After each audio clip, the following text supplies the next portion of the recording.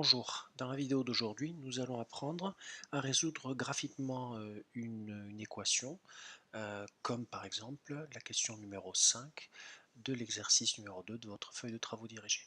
Voilà, ici nous avons résolu graphiquement l'équation f de x égale 60.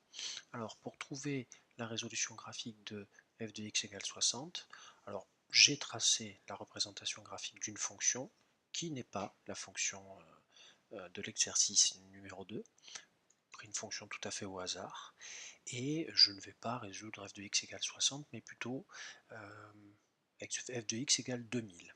Le principe est le même de toute façon, quelle que soit la fonction et quelle que soit la valeur qu'on veut vous faire trouver. Donc pour résoudre graphiquement une équation, eh bien, il me faut la courbe représentative de la fonction, d'où l'importance de bien la tracer, de la tracer de manière précise, la plus précise possible. Et pour résoudre mon équation f de x égale 2000, eh bien je vais tracer un trait horizontal, voilà, à l'ordonnée 2000.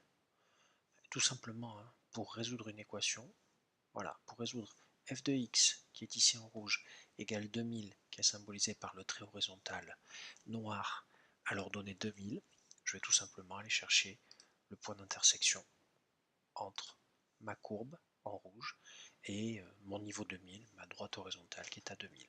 Voilà. Ensuite, il suffit tout simplement de venir repérer l'abscisse qui est ici. Voilà. Je vais y arriver. Voilà. Il vous suffit de venir repérer l'abscisse de votre point d'intersection et la solution de votre équation correspond à l'abscisse du point d'intersection qui est ici. Voilà, donc ici on voit bien que on est aux alentours de 12,6 a priori. Ah mais voilà, j'ai même carrément les coordonnées qui s'affichent, pardon, où on me met 12,59. Ce qui me permet justement de préciser un dernier point sur cette détermination graphique. Contrairement à une détermination algébrique, c'est-à-dire une détermination par le calcul, une détermination graphique est toujours entachée d'une certaine imprécision. S'il faut que je traduise mes propos, c'est que vous aurez rarement une valeur qui sera déterminée avec une exactitude, avec une très grande exactitude. Toutes ou presque toutes les déterminations graphiques se font de manière plus ou moins approximative. Vous voyez, ici j'avais annoncé 12,6, le logiciel m'annonce 12,59, mais moi sur ma feuille je n'ai pas de logiciel, donc j'aurais mis 12,6. Dans certains cas, on peut accepter des valeurs un petit peu moins précises, c'est-à-dire que quelqu'un qui lit mal la valeur de l'abscisse et qui me dit plutôt 12,5 que 12,6, c'est encore tolérable. Ce qui est important, c'est de repérer le point d'intersection et de bien comprendre que la solution de l'équation correspond à l'abscisse de ce point d'intersection. Voilà. Dernière chose, alors ce n'est pas une coquetterie ce que je vais faire.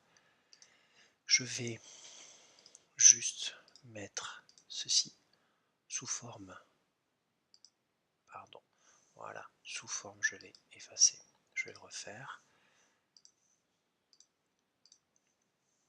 voilà,